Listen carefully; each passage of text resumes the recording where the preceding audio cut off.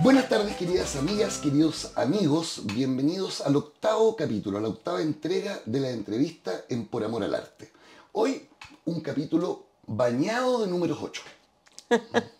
Estamos partiendo el mes 8 del año y vamos a conmemorar junto a nuestra querida invitada el 8 del 8, el natalicio de nuestro querido maestro, dramaturgo, poeta, actor y amigo Hernán Quintanilla Méndez, y estamos precisamente en la biblioteca de Hernán Quintanilla, en la Casa Quinta, junto a Soledad Quintanilla, presidenta de la Fundación Hernán Quintanilla Méndez. Bienvenida, Sole. Bueno, gracias a esta lluvia de ochos.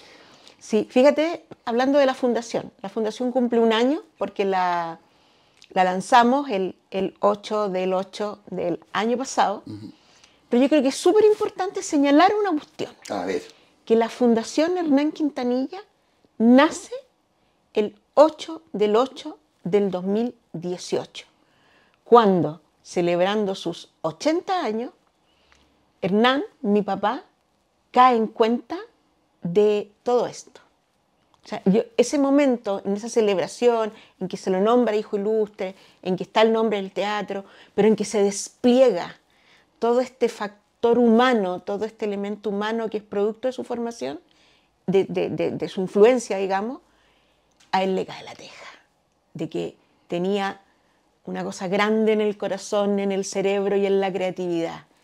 Y él empieza a ordenar, a proyectarse en el infinito del 8 acostado. El 8 acostado. El 8 acostado. ¿Qué es infinito, eh? Sí, oye, la numerología sí, es... él se acuesta, 8 acostados, y comienza a irse al infinito. Entonces yo de verdad estoy convencida de que la Fundación nació el 8 del 8 del 2018 a los 80 años. Acostando el 8. Acostando el 8. Y transformándolo en un infinito. Así es, sí. Sol, Joan Manuel Serrat tiene una frase en una canción que es maravillosa, donde dice que tus recuerdos son cada día más dulces. El olvido solo se llevó la mitad. ¿Cómo es tu reflexión respecto de Hernán ya a un año y medio de su cambio de domicilio?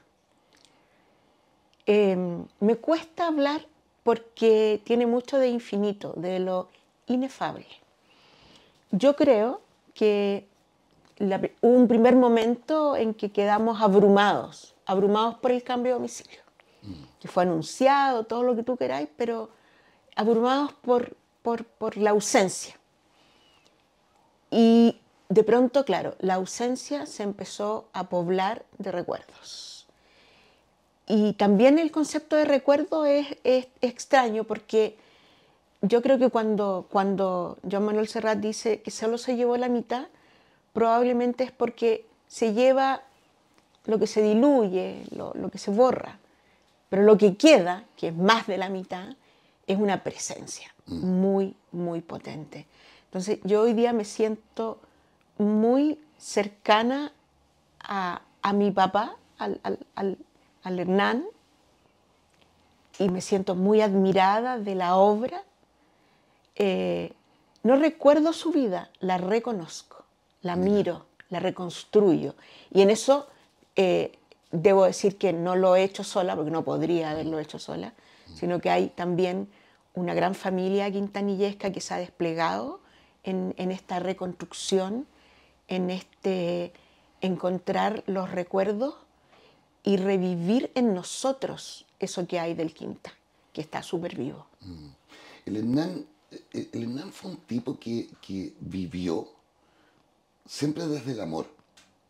Siempre desde el amor, la pedagogía del amor, el amor como un elemento muy presente en su trabajo y todo. Su cambio de domicilio me imagino que genera una presencia de todo el amor que le entregó y una devolución de todo el amor que le entregó, transformada en grupos, en personas, en gente que ha venido a trabajar, como tú muy bien dices, en esta reconstrucción y en esta resignificación. Parte de Así la es. fundación, ¿no? Y otros seres independientes que también trabajan desde ellos. ¿Cómo ha sido para ti, no solamente como presidente de la fundación y encargada del legado, sino que desde una perspectiva humana, siendo tú la Sol, siendo con todo el amor que tú personalmente tienes y le entregas y proyectas al mundo? Ha sido imprescindible. Yo también creo que, como dicen los poemas también, hay hombres que son imprescindibles. Yo creo que mi papá sí era uno de los imprescindibles para Rengo, para la comuna, para su historia, pero él formó un montón de otras que hoy día son imprescindibles para sostener todo esto. En lo concreto, por ejemplo, este rearmado de la biblioteca pasa por encontrar todos los papeles que mi papá dejó ordenados en carpetas. Y de pronto, si se abre, se despliega una cantidad de poesía, una cantidad de obras de teatro. Hemos encontrado textos que no conocíamos. Mira, Y ahí, por ejemplo, tienen que haber muchos para saber que ese texto es desconocido. Porque claro. yo no lo conocía, pero el resto me dice, no, ¿sabes qué? Esto no, nunca lo vimos, no lo vimos en ensayo, no lo planteamos, etc. Entonces, hay una presencia súper potente de muchos imprescindibles, grupos, personas, amigos, discípulos, ¿no? Del maestro. Y ese tejido es súper necesario para la fundación. La fundación es la estructura que hemos dado un poco para mapear este ordenamiento, pero este territorio de la fundación está súper habitado por presencia presente de jóvenes, de viejos que estuvieron y que valoran y abrazan la obra quintanillesca. Porque ese es un tema también. O sea, Hernán, con toda su trayectoria, influyó maravillosamente en un montón de generaciones Así es. distintas.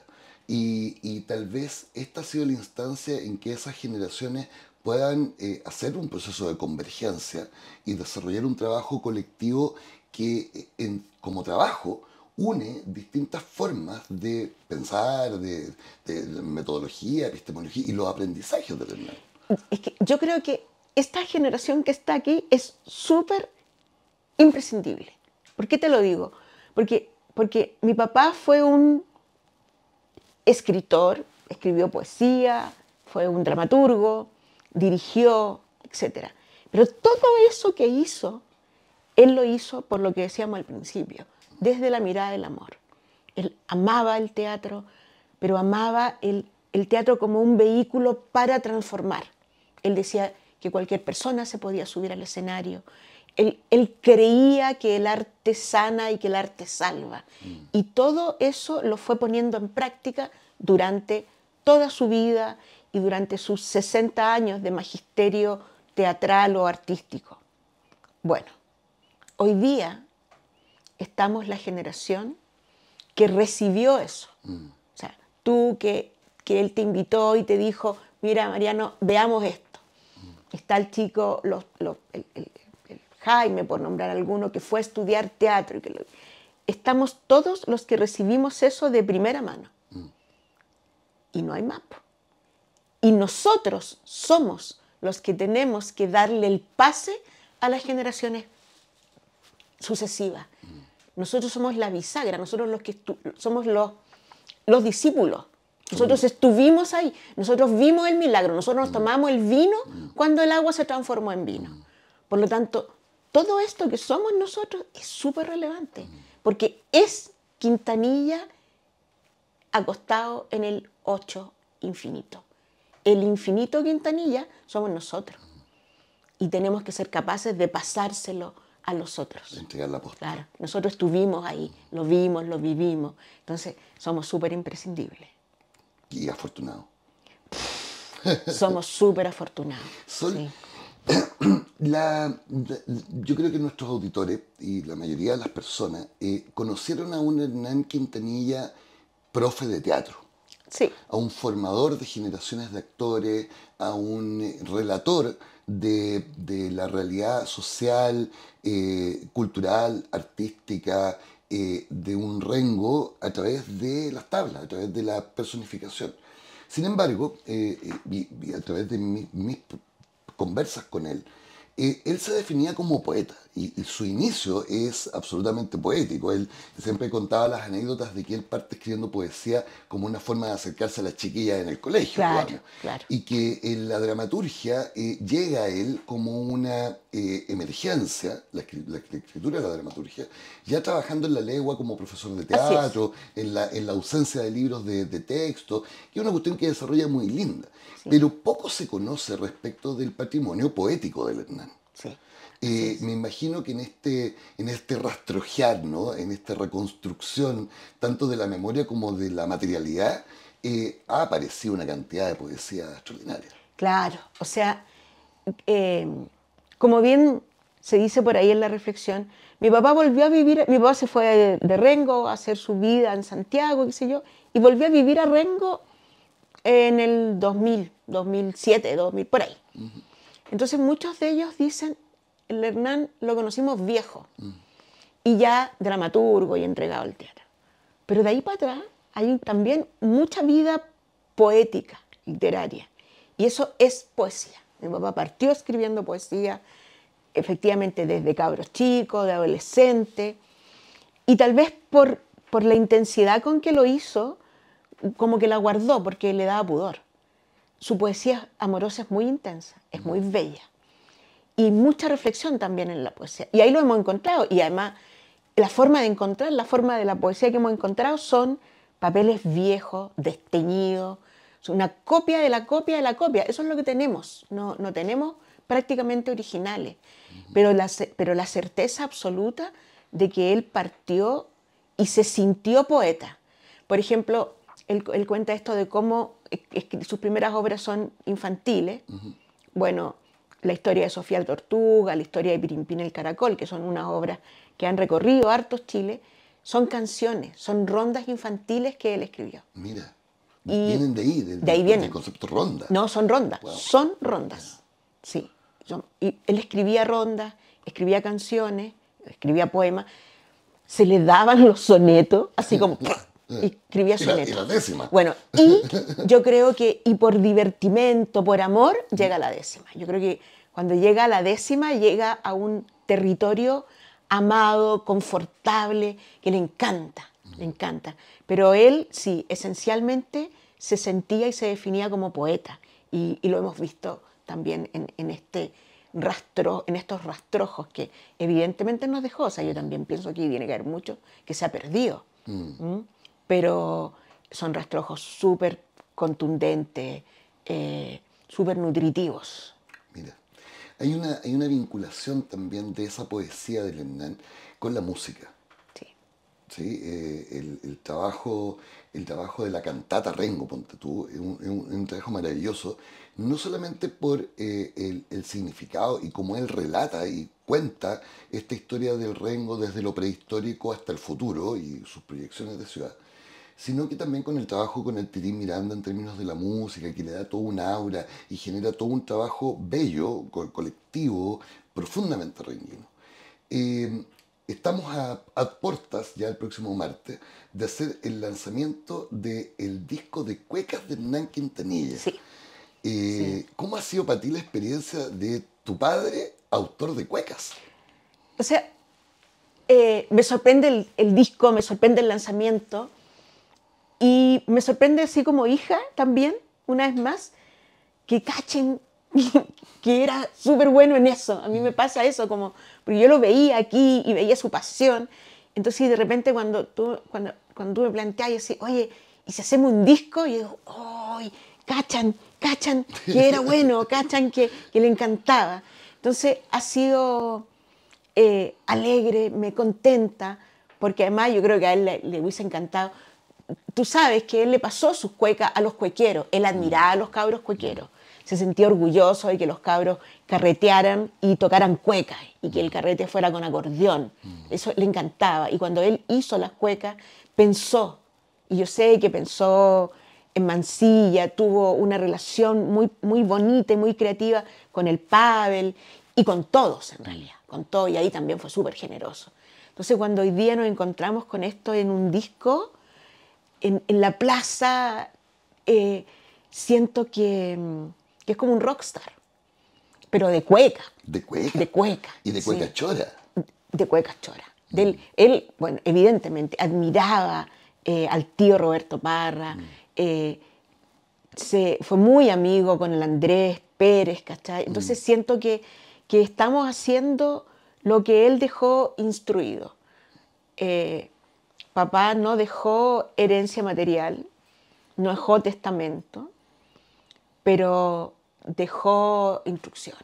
Dejó unas didascalias, pero maravillosas. Exactamente. Hace un pedazo de instrucciones. ¿Sí? Hemos sido capaces de seguir la instrucción, de encontrarla. Y entonces el lanzamiento de las cuecas es un motivo de orgullo. Además, celebrar sus 85 años.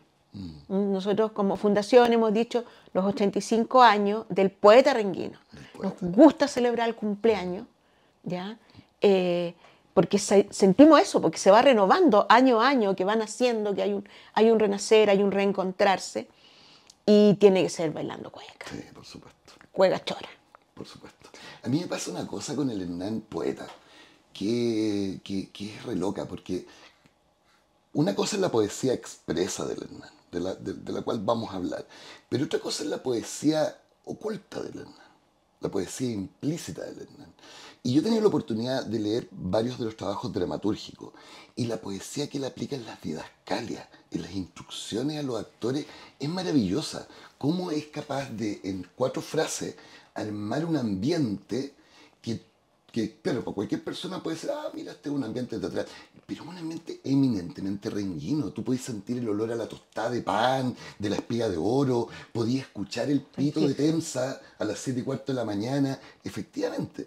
Y desde ahí yo tengo la percepción de que es uno de los más importantes relatores de Rengo, constructores de la realidad de Rengo, desde los años 60 para adelante. Sí. De hecho, las cuecas, los títulos de las cuecas son maravillosos, por la Oricielo, los guachucheros del 60, la Yolita, Renguina. Él es un relator eminentemente de estos años, ¿no? Sí. Me imagino que el traspaso que él hace a su familia, a su entorno cercano, también de estos relatos, debe ser bastante importante, debe ser maravilloso también. O sea, yo creo que papá se le daba con mucha naturalidad la poesía. Por eso casi muchas de sus obras de teatro son en décima, de Vinos y Amor Ardiente y muchas otras. Entonces, no podía separar el texto dramático de la poesía, de la décima. Y creo que en la vida tampoco. O sea, yo en este reencontrarme con cosas, me encuentro también con mis propios recuerdos. Y por ejemplo, siempre me acuerdo, cuando nosotros viajábamos y veníamos de Santiago a Rengo de vuelta en bus, y él me mostraba los álamos de la fábrica de fósforo. Y me pedía y me enseñó a mirarlos. Entonces cuando él en algún poema, no sé si, no recuerdo bien, dice que avanzan los álamos como sedientos animales a la fábrica. Yo encontraba que para qué lo ponía en una poesía si así era como transcurría la vida. Eso era lo que a uno le pasaba en la cabeza, en la mirada, cuando pasaba por la carretera donde estaban los álamos. Entonces nos puso también en esa mirada. Nos enseñó a todos, a sus hijos, a sus compañeras, a sus hermanas, a mirar. Y yo creo que todos los quintanillas estamos imbuidos de esa mirada. Una mirada sobre Rengo, propiamente tal. No, absolutamente renguina. No, yo creo que mi papá es un ciudadano renguino. Sí, ciudadano. Hernán, su relato sobre Rengo y su vínculo con Rengo es un vínculo que se arma de estando, yéndose. Así es. Se enoja con Rengo, se reencanta con Rengo, vuelve a Rengo, Vuelve. se estimula, se desilusiona. Su vida gira en torno a esta realidad renguina y a este relato que él hace, ¿cierto?, de la historia. Eh, Este año, con ocasión de la conmemoración de los 50 años del golpe, se abre también una mirada, ¿cierto?, una perspectiva de este relator renguino respecto de el golpe, la dictadura, los años venideros, la recuperación de la democracia y finalmente lo que han sido estos últimos 50 años. Así A es. tu papá el golpe lo pilla como funcionario público, trabajando en la inspección del trabajo, Sí, ¿no? claro, claro. Sí. Y nosotros nos vamos de Rengo el año 75. Eh, Mi papá fue un hombre políticamente súper activo, ¿no? Fue militante falangista, ¿no? Y luego fue un disidente, fue fundador de la izquierda cristiana. Y todo eso ocurre acá en Rengo. Entonces el golpe le pega muy fuerte porque la mayoría de sus amigos son tomados detenidos, son desaparecidos, ¿m? Lo pasan muy mal.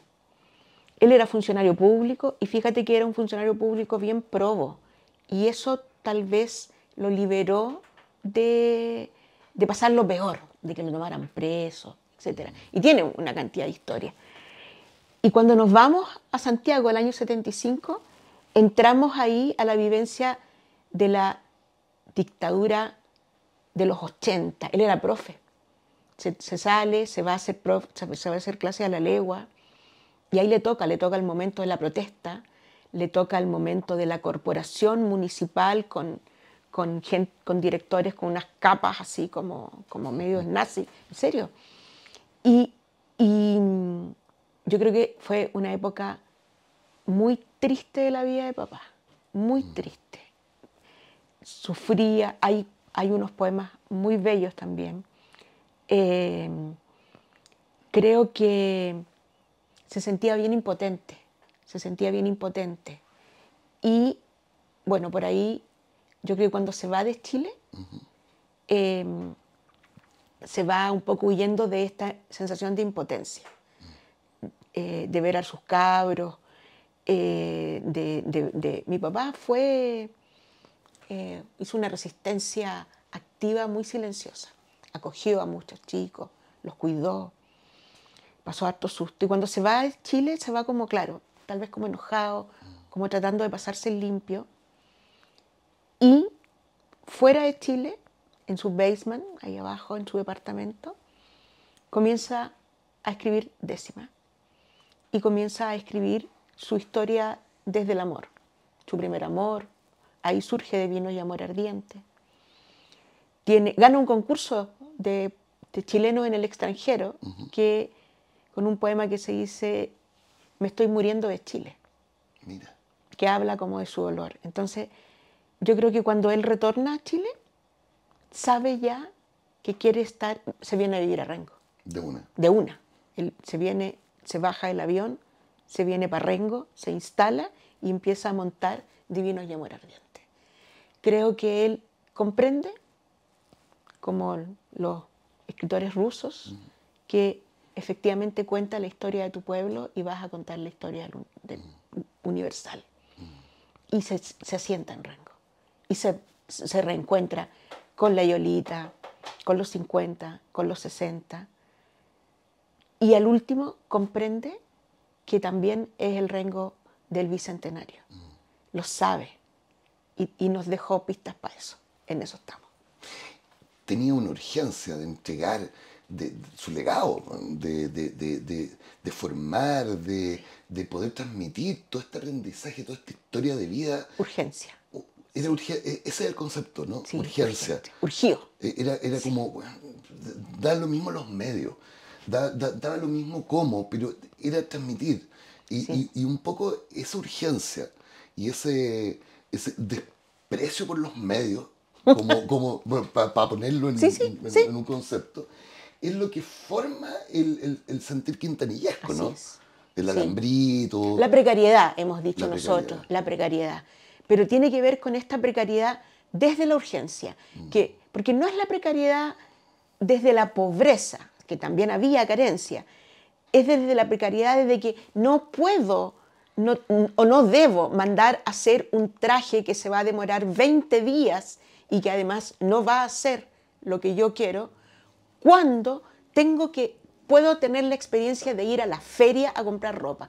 Porque no solo es que la ropa de la feria te cueste más barato, nada, es que es esa ropa, la de la feria, la de la señora que vende la ropa. O sea, mi papá era cliente frecuente de la ropa americana, y hay un par de personas, hijas de esas personas, que se fueron a los grupos de teatro. Mira. ¿Te fijáis? Y era muy chistoso, así como, señor Quintanilla, llegaron los disfraces, ¿te fijáis? O lo llamaban por teléfono. Y él iba, entonces... Llegó fardo nuevo. Llegó fardo nuevo, exacto. En la ropa, en los cachureos, ¿no? Es que era muy... Y eso también tiene que ver con la valoración de esta base, ¿no? De esta base que es precaria. Pero ahí está, sobre eso estamos parados. Nosotros nos pasamos la década de los 80 vestidos con ropa americana, ¿cachai? Leímos lo que leímos efectivamente en la cuneta, en esos libros. O nosotros estudiamos fotocopiando. ¿Cachai? O en mimeógrafo. En mimeógrafo. Entonces, él también reconoce y ama eso, ama el cachureo. Porque el cachureo también es la base. Y yo creo que también intuye este riesgo de lo desechable. Mi papá era un cachurero, era un conservador en ese sentido, porque no entró nunca en la cultura de lo desechable. Él conservó sus amores, conservó sus convicciones, conservó sus cuadernos de cuando estaba chico, y fue a la feria y encontraba que eso se podía conservar, que no... Y siento que ahí también nos dejó las bases para sostenernos ahora, porque de verdad que nos hace falta. Pero en esa materialidad, y ahí también ha habido una conversación que hemos tenido en esto de volver a objetivarnos, amar los objetos. Lo sagrado es aquello que significa algo para ti. Entonces, cuando tomas un objeto que vale 500 pesos, pero es la panera que ponía mi abuela de madera, esa que dice el pan nuestro de cada día, dánoslo hoy, y te la encontráis en la feria. O como esas tazas que decían felicidades. O recuerdo, eso, y lo encontráis en la feria y vale 500 pesos o 1000 pesos, traes para allá, y ese objeto en el minuto en que uno dice, ¡oh, la abuela! La historia se vuelve sagrado. Y yo creo que él nos enseñó a sacralizar, a comprender el sentido profundo y poético, que es lo mismo, de los objetos. Entonces también yo siento que reconstruir la biblioteca, retomar los poemas, es encontrarnos con los objetos y volvernos infinitos también. O sea, pelearle a la precariedad del sentido, pelearle a lo desechable. Quitarle el objeto a la basura y volcarlo hacia la memoria. Hacia la memoria. Y ahí comprender que no somos desechables y que la memoria es la base, es lo que somos. Estamos parados sobre ese constructo. Entonces, y ahí de nuevo, o sea, un pueblo que no tiene memoria se choca contra la pared como un mosquito, como un moscardón, y termina aniquilándose. Entonces, yo creo que la necesidad del ejercicio de la memoria es tan potente para nosotros los que tenemos el riesgo de ser desmemoriados, que ahí papá también se cambió de domicilio porque dijo, ya, tienen que hacerla ustedes. Claro, les toca. Y ahí en eso estamos. Soledad Quintanilla. Mariano. Mucho amor fue el que le entregó tu padre a esta ciudad, a esta comuna. Y es mucho el amor que viene de vuelta. Sí. Este martes celebraremos el natalicio, como tú muy bien decías, los 85 años del Hernán Quintanilla. Sí. Cuéntanos un poco de cómo se viene esta conmemoración, cómo se viene esta celebración. Bueno, yo siento que lo primero que nos pasa es que yo creo que estamos como saliendo del estupor del cambio de domicilio, eso. Y, y cuando estamos un poco saliendo en eso, se nos vienen los 85, que sigue siendo una fecha significativa. Entonces, bueno, además nosotros habíamos decidido como fundación que efectivamente íbamos a celebrar el natalicio, celebrar el paso por Rengo, el paso por nosotros. Entonces vamos con los 85 años. Y como fundación también con los 85 años del poeta renguino. Ese es como nuestro eslogan. Por lo que hemos descubierto, por lo que queremos festejar que encontramos la poesía o que nos reencontramos con la poesía. Y bueno, vamos a tener un encuentro el 8 del 8 a las 12 del día en la plaza. Ahí, junto a Rengo Creativo, vamos a desplegar nuestra celebración con poesía. Queremos tener a niños recitando sus poemas. Queremos tener sus poemas desplegados en la plaza. Pero además queremos que haya cueca, que es la poesía de los choros. Y para celebrar, si estamos celebrando un cumpleaños, como una tenemos que celebrar, sí, tenemos que celebrar. Entonces ahí además va a estar el lanzamiento de esta grabación, de este disco de cueca, muy rockstar, me encanta, me encanta. Se lo vamos a lanzar, se lo vamos a poner ahí a los renguinos para que lo descarguen, para que la tengan en el celular y se acompañen también. Y sean las cuecas la música de la cotidianidad de estos días de festejo, de este fin de año, digamos, y para siempre. Tú utilizaste un concepto que me gusta mucho, que es el concepto del Hernán Rockstar, ¿no? ¿Ah? Así como músico. Tiene un disco, va a estar en Spotify. Tiene un disco, tiene un despliegue de poemas, así como si en Rengo hubiera metro, los habríamos puesto en las estaciones del metro, entonces está en nuestra plaza. Solo yo te quiero hacer un regalo, ya terminando este programa hoy, que es precisamente el diseño de la carátula del disco del Hernán Quintanilla y el Hernán Quintanilla Rockstar. ¿Sabéis qué? A mí me encanta la carátula, porque coincide el diseño de esta carátula con la muerte de Cecilia, la otra rockstar. Entonces, a mí me reconcilia con el paso. Me gusta porque el Hernán que se murió, no el que tenía 30 años. Entonces, cómo ellos habitan la muerte, cómo bailan cueca, cómo hay bom, bom, bom, bom en este espacio, que yo creo que también es una gran enseñanza para nosotros. Entonces, me encanta encontrarme con papá, calmo, silente, yo creo que también un poco así como era él, así como que pero claro, merecido rockstar. Entonces, me encanta poder encontrar estos gestos. Te lo agradezco, me emociona muchísimo porque es un rockstar que es de Rengo y es mi papá. Y sus lentes me recuerdan al marco de lentes de Allende, entonces todo va coincidiendo y yo creo que estamos haciendo bien la pega. Qué lindo es cómo el Hernán nos permite llorar y reírnos al mismo tiempo. Sí. Sin vergüenza, ¿no? Sin vergüenza, yo creo que también es parte de la lección, ¿no? De reconocer la emoción, de ponerla al servicio, de sanarse emocionando, ¿no? Entonces creo que es muy bello este encuentro en las emociones y en el invisible. La poesía es esencialmente invisibilidad y por eso también sentimos tan potente la presencia de mi papá, del maestro, del Hernán, del amigo, porque hoy día él habita la invisibilidad y nos deja ver sus destellos. Esos chispazos de presencia. Sí, Sole, ha sido una tarde muy rica, ha sido una entrevista maravillosa.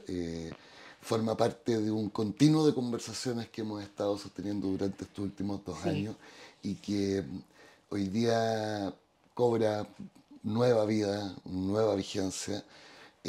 a propósito de este natalicio, de estos 85 años que vamos a celebrar y del trabajo que ustedes como familia, primero, y como fundación también están desarrollando. Te quiero dar las gracias por recibirnos en este bello lugar. Eh, Invitar a todos nuestros amigos, por supuesto, a la conmemoración del natalicio de Hernán Quintanilla este 8 del 8, el 8 de agosto, martes, a las 12 del día, en la Plaza de Armas, En la ¿cierto? Plaza de Armas. Sí, bueno, agradecer también la presencia de ustedes acá. Eh, Me emociona y agradecer el espacio también de permitirnos estar emocionados, el espacio para como familia, como fundación, porque finalmente eso es lo que queremos relevar, que este era un Renguino muy potente y cuando lo reconocemos, reconocemos a los hijos de Rengo. Y eso para nosotros es súper importante. Así que muchas gracias por papá y por todos los hijos renguinos de ahora y los que vienen también. Muchas gracias a ti. Y a todos ustedes, como saben, nos vemos el próximo jueves a las 5 de la tarde en una nueva entrevista por amor al arte.